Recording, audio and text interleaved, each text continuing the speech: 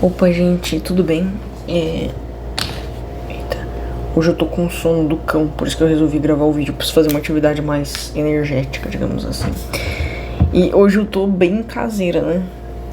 Tá maluco, olha isso. Não peguei nenhum coque direito, só fiz de botar uma presilha ali na ponta. E sim, vou estar vivendo à base de café, porque hoje eu tô com muito sono.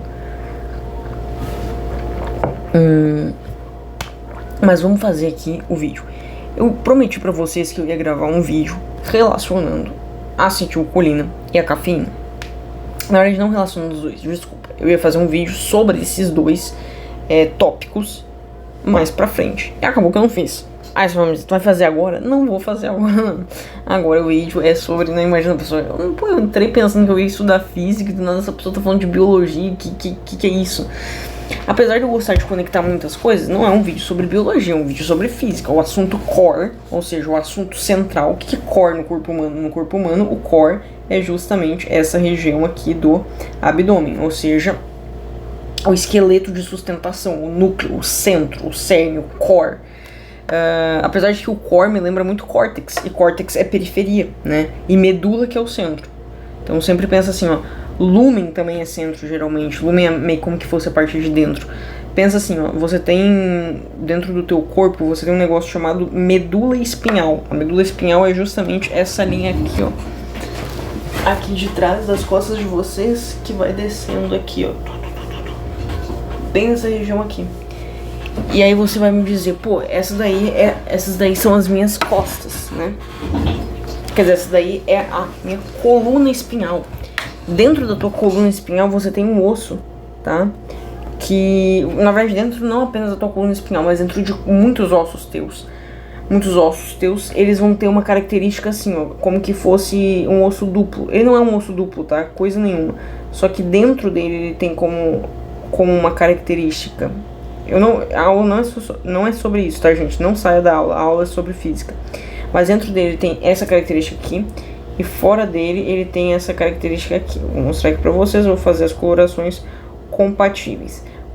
Aqui dentro se chama medula. Medula porque tá dentro do centro, ou seja, medula é sempre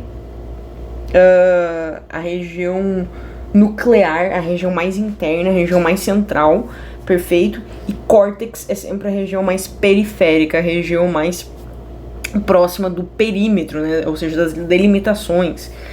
Aí você vai me dizer, esse córtex, por isso você vai dizer córtex pré-frontal, não é a região mais externa do teu cérebro, e pré-frontal porque fica aqui na frente. O córtex pré-frontal é basicamente o que vai nos distinguir anatomicamente falando, é óbvio que não é ontologicamente falando, pelo amor de Deus, não entraria nessa pauta de filosofia de uma maneira rasa dessa forma, não é isso que nos distingue dos outros animais, mas o que nos distingue anatomicamente de qualquer outro animal, mesmo mamífero, é justamente o nosso desenvolvimento do córtex pré-frontal, que é uma região muito pouco primitiva e absolutamente, basicamente, o responsável pela nossa genialidade, a nossa capacidade de criatividade, de raciocínio, de autonomia, sabe? Um pouco, é o que basicamente aquela parte que tira um pouco a gente de atos puramente instintivos, tá? Então aqui nós temos a nossa medula, e aqui nós temos o nosso córtex, tá? A aula não é só sobre isso. Na verdade, a aula não tem nada a ver com isso.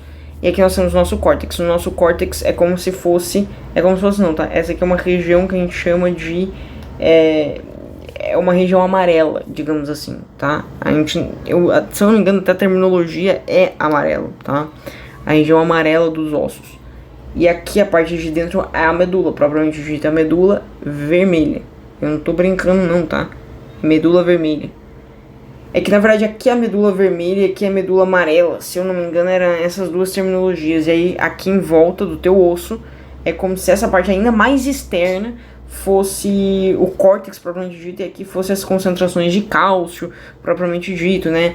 O que cristaliza e dá mais rigidez pro teu osso, a proteção mecânica propriamente dito, né? O que dá estrutura de esqueleto. O que a medula vermelha produz? Eritrócitos, ou seja, os glóbulos eritrócitos. O que são os eritrócitos? São os glóbulos vermelhos, tá? Então na medula ali no chão, não tem isso aqui não, tá? É só medula mesmo. Apesar da sílaba tônica ser no du, não tem acento não, pô. É uma paroxítona, e paroxítona terminada em A não vai acento. Você sempre pode se lembrar da regra assim, ó. Li, nur, chão. Opa. Chão. Não, calma. Chão. Ps. Mais ditongo. O que é isso? Linur champs. Toda proparoxítona terminada em L, I, N, U, R, X, ão. Não é A, não. É ão. PS. E ditongo. Ditongo é aqueles negocinhos que... não é que termina em ditongo, é que tem ditongo, tá? Ditongo é quando tu tem duas vogais juntas, tá? Na mesma sílaba. E no caso não são duas vogais. Tecnicamente é uma vogal e uma semivogal, porque nenhuma sílaba contém duas vogais. E o A sempre é vogal. Agora o I pode ser uma semivogal ou pode ser uma vogal, né? Enfim.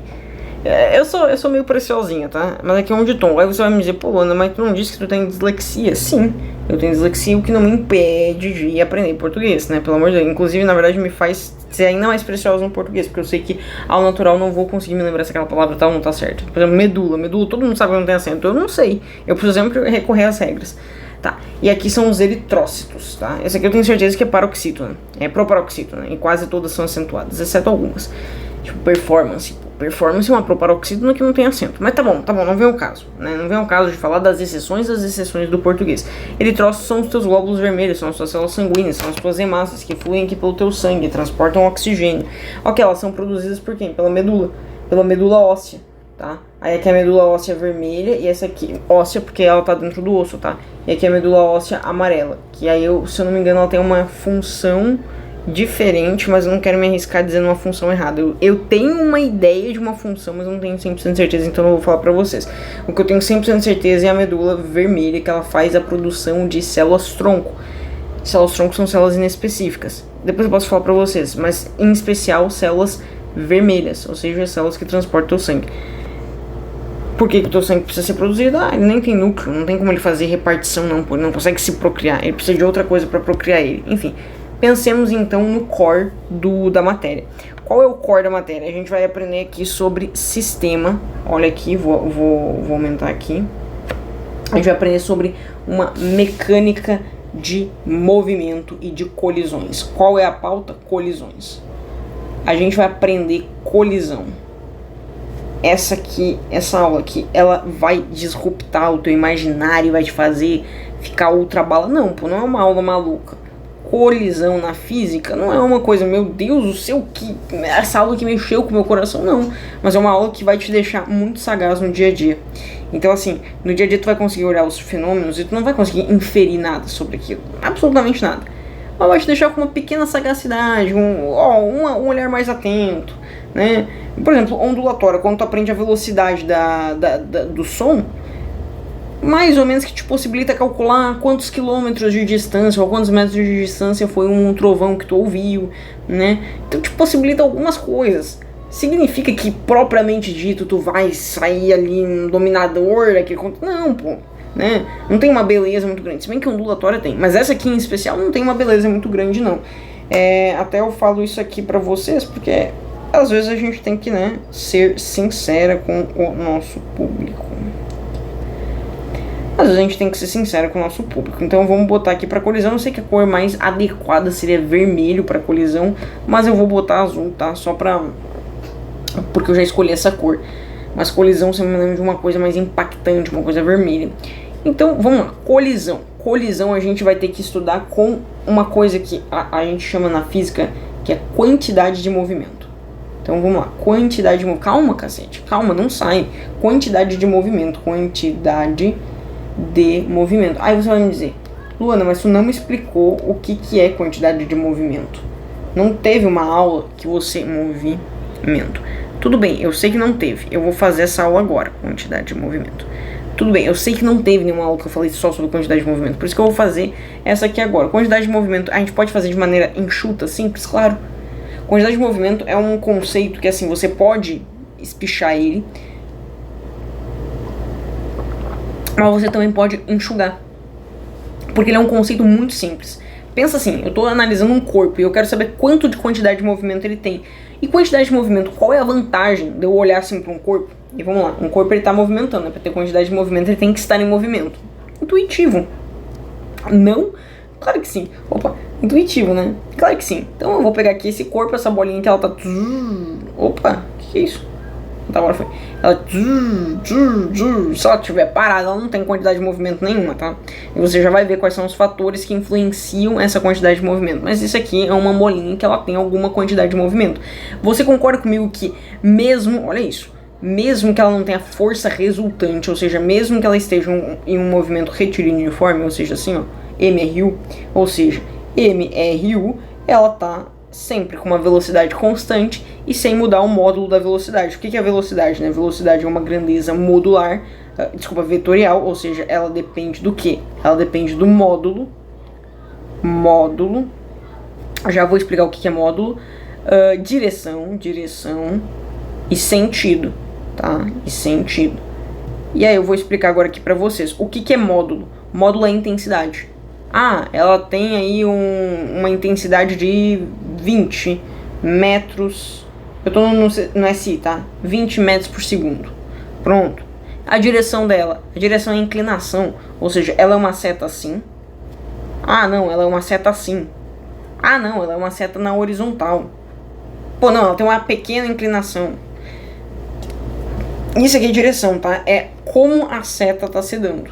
Qual é a inclinação da seta? O que eu tô mudando? Olha, imagine que todo o resto, tá? Todo o resto tá a mesma coisa. São os 20 metros por segundo e o sentido é o mesmo. Eu já vou explicar, inclusive, o que é sentido. Você concorda comigo que a única coisa que eu tô mudando no meu vetor... Olha isso. Na minha grandeza vetorial não é módulo, não é sentido. Quer dizer, pode até ser sentido em certa maneira. Mas é aqui, ó. Se eu tô fazendo isso aqui, a única coisa que eu tô mudando efetivamente é o que? É a minha direção. Ou seja, a reta. Como essa seta está posicionada, tá? Então isso é direção. E o que é sentido, para finalizar, né? Isso aqui é importantíssimo na física, tá, gente? Se você não sabe o que é um vetor, você tá perdido. Você precisa saber o que é vetor para todos os estudos. Para você saber o que é força, para você saber o que é força, não, para você entender a aplicação da força, porque a força também é uma grandeza vetorial, velocidade é uma grandeza, aceleração é uma grandeza vetorial, forças de campo não são vetoriais, mas elas interagem de maneira vetorial, porque é através da força. Enfim, basicamente tudo que você for... Tudo não, mas muita coisa que você for encontrar vai envolver grandezas vetoriais e você precisa estar atento, você precisa saber, tá? É quase que uma coisa obrigatória, tá? Enfim, quase não, é uma coisa obrigatória. Quase, não, é óbvio que é obrigatório. E sentido, caraca, sentido, o que é sentido? Pô, sentido, tu pode dizer, na minha vida é o meu propósito. O coach pode vir aqui e vai dizer, não, pô, sentido pro vetor é tudo. Sentido é a união de... Que porcaria, que babaquice. Não, pô, sentido é a seta. Sentido, seta. Pensa assim, seta, sentido. Faz todo sentido, né? Pô, tu vai para qual direção? A gente normalmente associa a apontar a direção. Mas na verdade, tu vai para qual direção? Tu teria que dizer, eu vou pra horizontal. Eu vou pra horizontal com uma inclinação X. Pô, a gente não fala assim. Quer dizer, eu vou para uma direção... Olha isso, eu vou para uma direção que com a horizontal essa daqui, tem uma inclinação de, sei lá, 10 graus. Então como é que eu faço para com a horizontal, que é essa linha aqui, tem uma inclinação de 10 graus? Vou ensinar aqui para vocês, tá? Eu vou fazer... assim. Vou grudar aqui na horizontal. Olha aqui, tendo 10 graus. Opa.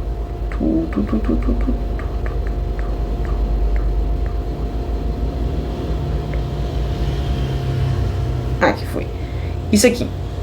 Aí você vai me dizer, pô, Luana. Aí eu vou subir agora um pouco. Meu Deus. Foi assim. Com a horizontal ela tem uma inclinação de 10 graus. Na verdade era pra isso aqui estar mais próximo assim. Tá difícil. Assim, pronto. Com a horizontal ela tem uma inclinação de 10 graus. Pronto. Essa aqui é minha direção. Note, isso aqui não é o meu sentido. Agora, o que é sentido? Geralmente a gente chama de direção a mesma coisa que é o sentido, mas eles não são a mesma coisa. A direção é se tu vai vir pra cá.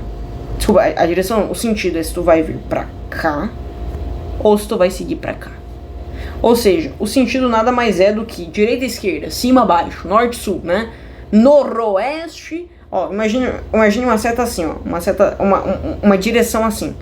Pô, uma direção assim, você sabe se eu tô indo para a região sudoeste, ou seja, região sul para baixo, oeste, ó, no plano cartesiano aqui é sul, e no plano cartesiano aqui é oeste.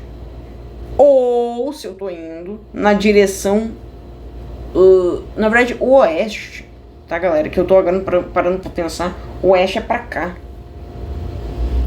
Tipo, na verdade, é que depende, né? Eu não sei se tá espelhado pra vocês, mas eu tenho 100% de certeza que o oeste, ele é pra cá. Apesar de que eu tô imaginando... Não, se você estiver analisando um globo, o oeste é pra cá, tá? Mas eu tô imaginando... É porque, na verdade, ele põe como que fosse nossos olhos. E nossos olhos tá sempre olhando de frente. E ele não tá nunca olhando, tipo... como que eu tivesse no mesmo plano. Tipo, não tá... Tu não olha pro mapa assim. Tu olha pro mapa de frente pra ele, ou seja, a tua direita é a esquerda do mapa, porque eles já fazem inversão pro teu cérebro não bugar, tá? Mas então o oeste é pra cá, porque agora eu me lembrei dos Estados Unidos, a marcha é pro oeste e é sempre pra cá. Com certeza meu vídeo tá espelhado, eu vou ter que fazer uma inversão na hora da edição pra não ficar bugado pra vocês, tá? Então, beleza, né? Mas não vem o caso, ou seja, se você tá indo pra direção sudoeste, sudoeste,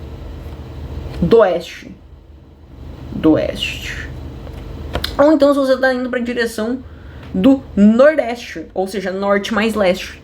Ou seja, é sudoeste ou é nordeste? Ou mesmo assim, ó.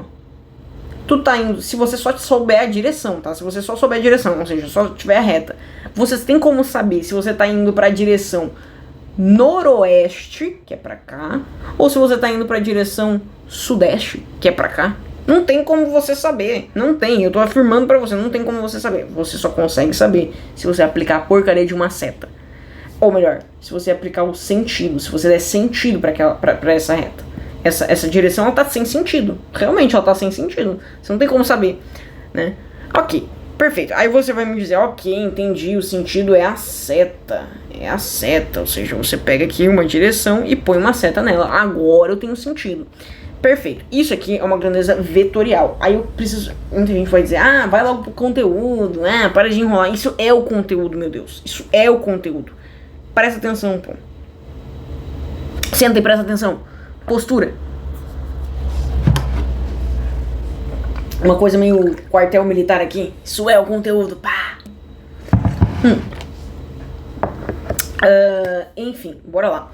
Então nós temos quantidade de movimento. O que é quantidade de movimento? Antes eu preciso explicar o que é quantidade de movimento. É muito simples. Uma partícula, imagine que ela esteja se movimentando sem força resultante, ou seja, ela não está acelerando. Força de resultante, o que produz? O que a força produz? Vamos lá, segundo a lei de Newton. Massa vezes o quê? Vezes a aceleração. Isso é força. Se você não tem aceleração, ou seja, se sua velocidade ela não muda, nem em vetor... Gente, a velocidade ela não pode mudar em nada, tá? Para ser um MRU, movimento retilíneo uniforme, para ser um estado permanente sem aceleração, a velocidade ela não pode nem mudar o vetor. Imagine, eu tô a 20 metros por... Olha isso, imagine que você esteja a 20 metros por hora. Você acha que aqui você está com força resultante igual a 0? Você está sem aceleração? Presta atenção, vou mostrar aqui pra vocês. Se você estiver fazendo essa trajetória aqui, ó. Deixa eu fazer aqui uma estrada. Se você estiver seguindo reto por essa estrada aqui, você acha que você tem aceleração? Reto e com a mesma velocidade, uma velocidade constante. Não, você não tem aceleração. Tá? A aceleração é mudança na velocidade. Mudança na velocidade é quando a velocidade ela tem um delta. O que é delta? Variação. Ou seja, a tua velocidade ela tem um delta, que é justamente a velocidade final menos a velocidade inicial, ou seja, a velocidade que tu terminou menos a velocidade que tu começou. Essa aqui é a variação da velocidade. Aí você vai me dizer, pô, não, na verdade não, tô certa. É a final menos inicial. Só que, cara, pensa comigo.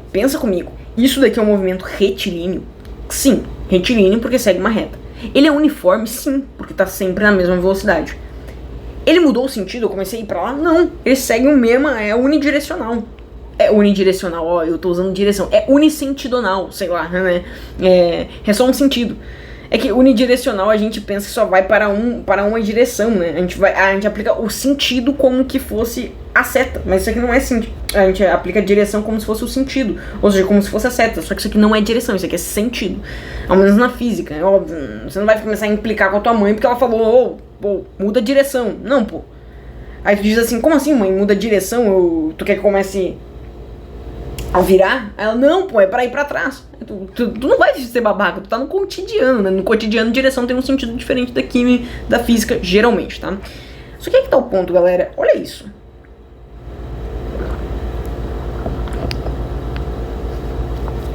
Eu quero que você foca, bota na cabeçola. Você tem o quê? Você tem 20 metros por segundo. 20 metros por segundo. Imagine agora que você tá fazendo isso aqui, ó. Você é um carro de Fórmula 1 e você tá numa pista circular.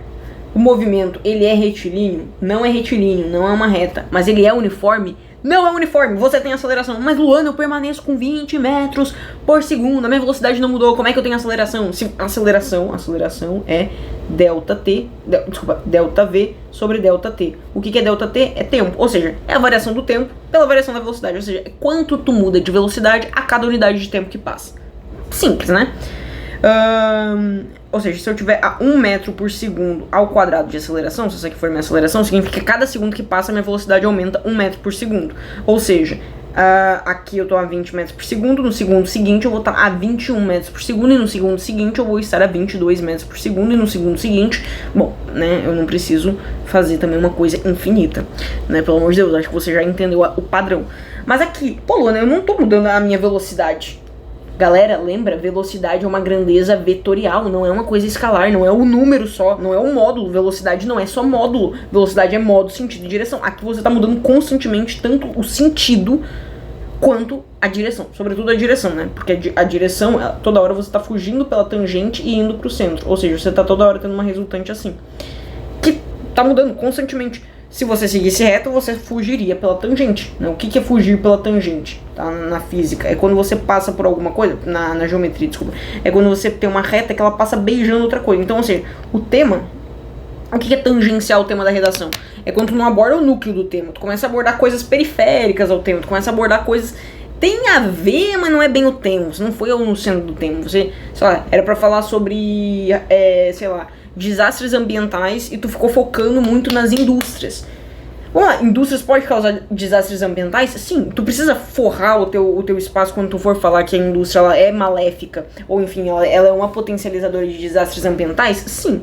Só que se só ficar falando de indústria, você tá tangenciando o tema, porque o tema não é indústria, o tema é desastres ambientais. Então você tem que falar de desastres ambientais. Tudo que você fizer correlato a desastres ambientais é para no final chegar em desastres ambientais. Ou seja, a tua causa final tem que ser... O que é causa final, né? Aristóteles já dizia, causa final é a tua finalidade, é pra que tu tá fazendo aquilo, né? É o que tá te motivando, é onde tu quer chegar. Perfeito, aí você vai me dizer, compreendi, né? Ou não, né? Porque eu também não vou aqui fazer uma aula sobre Aristóteles. Aristóteles é um divo pra mim falar tão um pouquinho assim. Mas aqui, ó, tá vendo que toda hora ele tá fugindo pela tangente? Toda hora ele quer sair pela tangente, toda hora ele tem que ir pro centro. Ou seja, ele vai fazer uma força resultante que vai fazer esse círculo. Você concorda comigo que a velocidade não é constante? Por quê? Porque o vetor tá toda hora mudando. O vetor da velocidade, ou seja, a direção tá toda hora mudando, logo a velocidade tá toda hora mudando, mesmo que o módulo permaneça constante. Perfeito.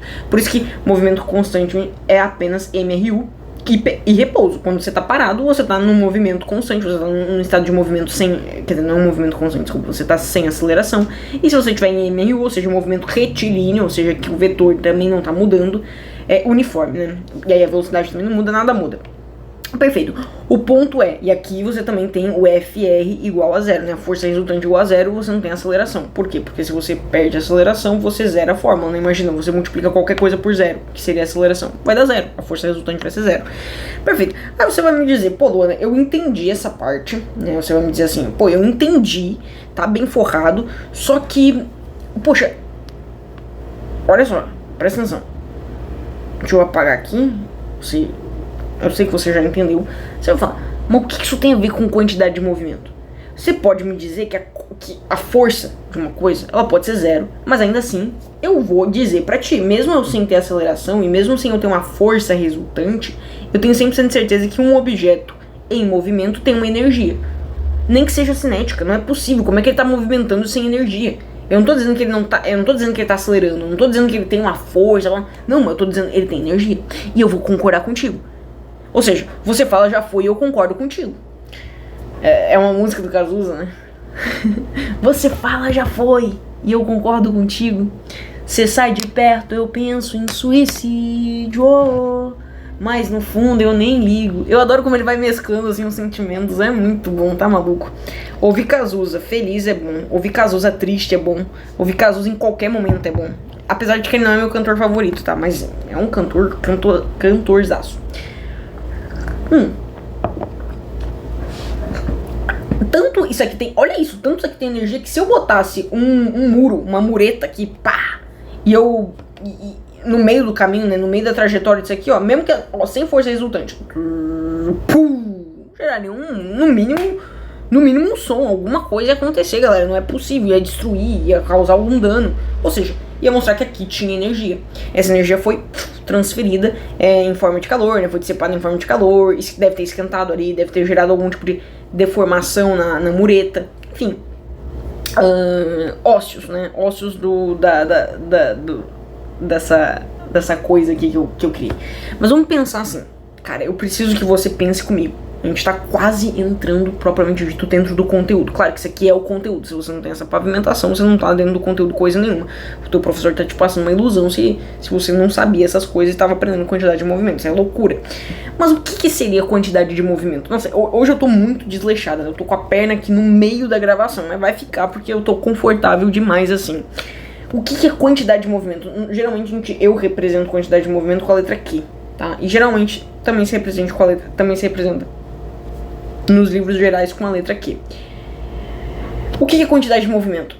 Galera, quantidade de movimento é massa. Ou seja, a quantidade de massa que um corpo tem. Você concorda comigo que um corpo, a depender da quantidade de massa que ele tem, ele vai conseguir carregar mais energia, né? Pô, pensa comigo, isso é uma coisa intuitiva. Isso aqui consegue, no movimento dele, né? Se eu jogar isso aqui em ti, ó, pá, eu tô jogando isso aqui. É totalmente diferente de eu pegar, por exemplo, essa... Ó, vou pegar dois exemplos aqui, tá? Ó, tô jogando essa garrafa aqui. Eu tenho 100% de certeza que isso aqui gera mais impacto na minha mão, tá? Me machuca mais essa garrafa sendo jogada do que se eu pegar, por exemplo, aqui, ó, essa folhinha aqui que eu tenho. Se eu pegar ela e jogar na minha mão, eita, olha aí, muito menos impacto. E, gente, você pode me dizer que um tem muito mais movimento que o outro. Verdade. Então eu vou tentar fazer um movimento com essa... É que eu gosto muito dessa folha aqui, eu não queria estragar ela. Mas, enfim, vou tentar fazer com que ela ocupe, digamos assim, tenha uma velocidade muito parecida com a que a garrafa teve. Ó, pronto, ó. Nossa, vocês nem viram, mas eu joguei com muita força, ó. Tô jogando com muita força. Não causa nenhum impacto, galera. Agora, se eu pegar essa garrafa aqui, que tem muito mais massa, e jogar com força, olha o som. Olha quanta energia tá dissipando. Até machuquei minha mão. Olha isso. Ai, tá bom. Agora deu. Já machuquei minha mão o suficiente pra poder fazer a experimentação aqui pra vocês. Então, eu tenho 100% de certeza que isso aqui jogou energia na minha mão muito mais do que essa folhinha aqui. E a diferença entre eles é apenas a massa, porque eu fiz essa folhinha aqui ter a mesma velocidade disso aqui. Eu fiz as duas terem a mesma velocidade, tá? Velocidades muito semelhantes. Vai por mim, eu fiz. Vai por mim, eu joguei com força os dois, tá? E essa aqui eu diminuí também a superfície dela de contato com o ar para que ela tenha menos resistência. Então ela foi com bastante velocidade. Mas por que ela causou menos dano na minha mão? E menos som, você nem ouviu o som da folhinha caindo. Por que isso aconteceu? Por conta da massa. Essa aqui tem menos quantidade de movimento do que essa aqui. Ou seja, a colisão que essa aqui vai gerar na minha mão vai ser muito maior, tá? Em questão de energia, em questão de tudo, do que essa folhinha aqui. E aí você vai me dizer, tá bom, mas o que diferiu entre elas não foi a velocidade, foi a massa. Então a massa vai ser um fator. Ok, qual é o outro fator? A velocidade. Se eu jogo isso aqui, olha isso. Se eu jogo isso aqui na minha mão com essa força, ó, com essa velocidadezinha aqui, ó. Tudo bem, você pode me dizer, ó, Luana, teve um certo som. Mas nada se compara a isso aqui, gente. Isso aqui tá estridente. E eu vou parar de bater porque realmente tá doendo. Mas é estridente. Você consegue ouvir muito mais o som. Minha mão fica com um rubor muito maior. Rubor é vermelhidão, tá? Fica com um inchaço muito maior. Eu tô causando, inclusive, um processo inflamatório aqui, tá? Porque como a minha mão tá mais quente agora e tá com uma vermelhidão maior, eu suponho que eu tô causando um processo inflamatório aqui, porque o o meu cérebro. O meu corpo tá mandando um sangue maior pra essa região aqui, além do que tá causando uma certa dor. Essa dor aqui não é porque eu realmente estou com dor na minha mão aqui nesse exato momento, é pra eu parar de fazer isso. O meu cérebro tá mandando um comando: ei, para de fazer isso aí que tá te machucando, mulher, sua doida, né? Enfim, para de dar aulas de física, por favor. A dor, ela não é uma consequência do processo inflamatório, porque teu corpo, nossa, eu preciso sentir dor, eu tô sentindo dor. Não. É só uma resposta pro teu cérebro captar: opa, tem alguma coisa que tá me causando dor. Será que eu consigo minar essa dor? Será que eu consigo dar uma atenção pra essa pessoa não machucar mais ou deixar em repouso? Tudo bem. Vamos lá. Quantidade de movimento. O que é quantidade de movimento? É a massa. A massa importa, a gente já viu que a massa importa. Vezes o quê? Vezes velocidade. É solo. Apenas, only, just. Quantidade de movimento vezes velocidade. Quantidade de movimento é massa vezes velocidade. Quantidade de movimento, massa vezes velocidade. Q é igual a mv. Q é igual a mv. Quantidade de movimento é igual a massa vezes velocidade. Por que eu tô falando isso várias vezes? Porque as fórmulas da física, você tem que ir repetindo, uma hora vai ficar na tua cabeça. Quantidade de movimento, massa vezes velocidade. Massa vezes velocidade. Massa vezes velocidade. Massa vezes... O que é velocidade? Se a gente for voltar lá para as grandezas dimensionais, isso aqui é só um plus, tá? Se você não entendeu isso aqui, não tem problema, porque eu não tô explicando aprofundadamente. É só para as pessoas que já têm um pequeno domínio de física, tá? É um plus mesmo, não é para te entender se você não domina física. Porque eu não fiz um preâmbulo explicatório, não. Eu tô só jogando, tá? Velocidade a gente sabe que é distância, ou seja, distância representada por L, quando é uma unidade inespecífica, e tempo é representado por T. Então a gente pode dizer que aqui ficou ml dividido por T. Isso aqui é a unidade de velocidade. Nem a velocidade. Pô, pior que nem a velocidade, deixa eu ver. Força é igual a massa vezes aceleração, e aceleração é T, é 2T's, é T ao quadrado, então. E aqui é L. Também nem a aceleração. Quantidade de movimento. Ah, mas calma. Não é nem aceleração. Velocidade. É verdade. É energia. Mas não é bem energia. Mas é como que. Tá. É energia sim, porque você pode fazer conversões. Tá. Não é energia, tem uma unidade específica dela. Tá, ela tem uma unidade específica dela. Obviamente não é força. Tá, mas o ponto não é esse. Cara, pensa assim comigo. Cara, você tem essa quantidade de movimento vezes a massa, vezes a velocidade. Velocidade, você pode botar um V minúsculo também, tá? Não precisa dessa avantajação toda aqui, não. Aí você vai me dizer, pô, então como é que eu vou estudar processos de colisão? Processo de colisão você sempre vai ter que saber se você tá num sistema conservativo. E aí, como eu vou saber que o sistema é conservativo? É essa aula, como saber que o sistema é conservativo. Mas antes eu preciso só mostrar pra vocês um cálculo prático de o que é quantidade de movimento. Essa fórmula não pode estar também entrado lisa assim na cabeça de vocês. Imagine que essa bola aqui, ela tá numa velocidade de 5 metros por segundo, tá? Você sabe quanto é isso aqui em quilômetros por hora? Pra fazer a conversão, você tem que pensar assim, 5 metros por segundo. Pra eu transformar em quilômetros, eu vou ter que... Claro, tem aquela babaquice de multiplicar apenas por 3,6, né? Mas vamos supor que eu não soubesse disso. 5 metros, se eu quero transformar metros para quilômetros, o que aconteceu? Metro. Quilômetro é multiplicar por 1000. Esse quilo antes do metro significa 1000. Quilogramas são 1000 gramas. Quilômetro, 1000 metros. Kilojoules são 1000 joules. Quilocalorias são 1000 calorias. E geralmente, tá, galera, os negócios de embalagem vem assim, quilocal. Mas a gente só chama de caloria. No final, cada uma caloria que a gente vê nessas embalagens são 1000 calorias. Aí você vai dizer, meu Deus, eu tô comendo 1000 calorias. Sim, mas o teu corpo, ele também, o teu metabolismo, ele lida com essas 1000 calorias. É que a gente simplifica tudo, mas se você for ver o teu metabolismo basal, vamos supor que você seja um homem aí de uns... Não, 1800 eu acho que é too much, né? Eu acho que eu vou com uns 1500. Você é uma mulher aí de 1,60, com uma atividade basal aí bacana. Tá, vamos supor que isso aqui é o que tu gasta diariamente de calorias, tá?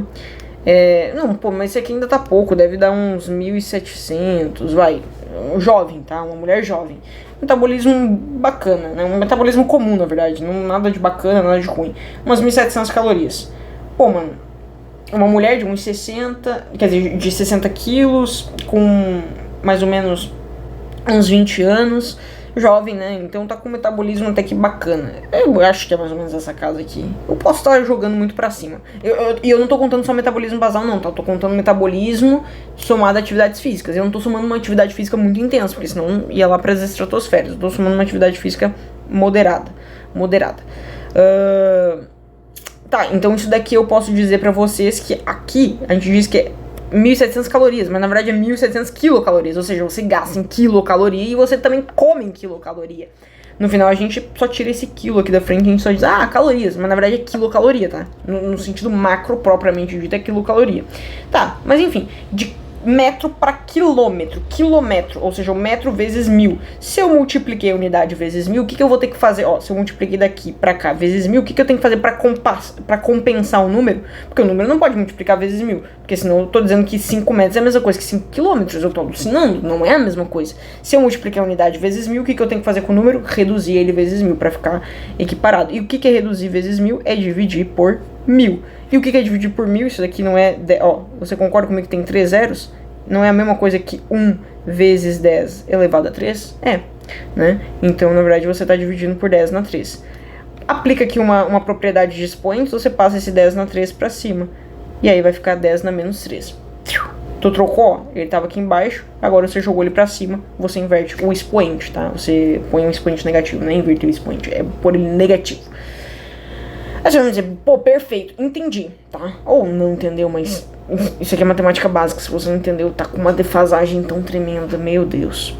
Tá, isso aqui é 5 vezes 10 na menos 3 quilômetros. Ok, dividido pelo quê? Eu quero passar para quilômetro por hora. Poxa, é segundo, mas eu quero passar para hora. Quantos segundos tem em uma hora? Ué, não sei. Eu sei que 60 segundos tem 1 minuto. Então, vamos multiplicar aqui, ó. 1 vezes 60, porque eu só tenho 1 segundo, né? É por segundo, é a cada uma unidade de segundo vezes 60. Eu descobri por minuto, mas eu quero descobrir por minuto? Não, eu quero descobrir por hora. Quantos minutos tem uma hora? 60. Então, você vai multiplicar os minutos vezes a quantidade de minutos que tem uma hora. No final, ficou 60 vezes 60, né? Você pode até tirar esses parênteses. 60 vezes 60. 60 vezes 60 é a mesma coisa que 6 vezes 6 vezes 10 vezes 10. Ó, eu abri o 60 em 6 vezes 10. E esse 60 em 6 vezes 10, tá? É a mesma coisa.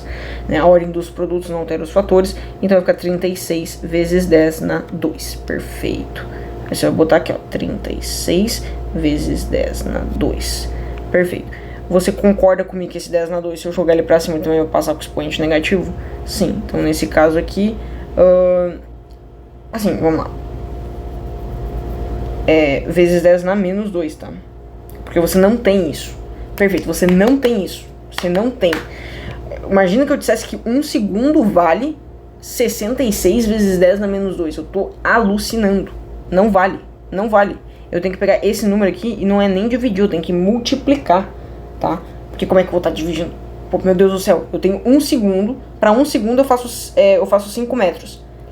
Aí se eu for fazer esses mesmos 5 metros, só que convertido para quilômetro, mas a mesma distância, né? Eu vou demorar menos... com a quantidade de segundos eu vou dividir ele por um número maior, sendo que eu tô mantendo a mesma distância, ou seja, o trecho é o mesmo. Só se eu disser que a minha velocidade diminuiu. Não é o que aconteceu. Então você vai multiplicar vezes 10 na 2, vezes 36. Aí você vai lá, multiplicar por 5, não é a mesma coisa que multiplicar por 10 e dividir por 2? Sim, 36 dividido por 2, 12. Vezes 10, 180. Aí você vai pegar aqui, você vai tirar esse 180 daqui, vai dizer 10 na 3. 10 elevado a menos 3, vezes 10 elevado a 3. Tá vendo? Deu 180, né? Aí eu peguei, e aí ainda tinha esse 10 na 2 aqui. Ó, eu fiz a multiplicação desses dois aqui e deu 180, né? Deu esse número aqui. Aí eu peguei esse zero desse 180 e joguei aqui, pra essa casinha aqui. Aí ficou 10 na 3. Por isso que ficou assim. E ainda tinha esse 10 na 3 aqui. Aí como é que fica? Corta, soma de expoentes, né? Se um é menos 3 e outro é 3, você vai somar, vai dar 0. E dando 0, 10 elevado a 0, qualquer número elevado a 0 é igual a 1. Você pode dizer, né? Fica 10 elevado a 0, que é igual a 1. Tá, gente? Eu vou ter que acabar a aula. Infelizmente, eu odeio esse celular que tem uma memória muito curta. Só vou terminar aqui o cálculo, vai ficar 18 quilômetros por hora, tá? Isso aqui seria a velocidade convertida. Mas, não vai dar. Tchau.